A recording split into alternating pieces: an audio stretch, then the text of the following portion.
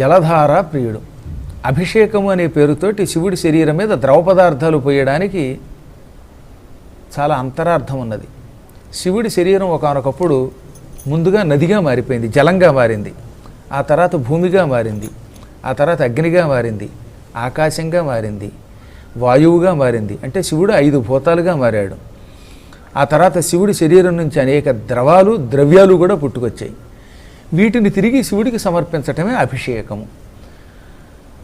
శివుడి శిరస్సు మీద పంచామృతాలు అంటే ఆవు పాలు, ఆవు పెరుగు, ఆవు నెయ్యి, తర్వాత దాంతోపాటు పంచదార, తేనె, ఈ 5ంటిని శివుడికి సమర్పించటం. వీటికి పంచామృత అభిషేచనం అని పేరు. అసలు నిజానికి అభిషేకం అంటే పూర్తిగా తడిపేయుట, ముంచెత్తుట అని అర్థం.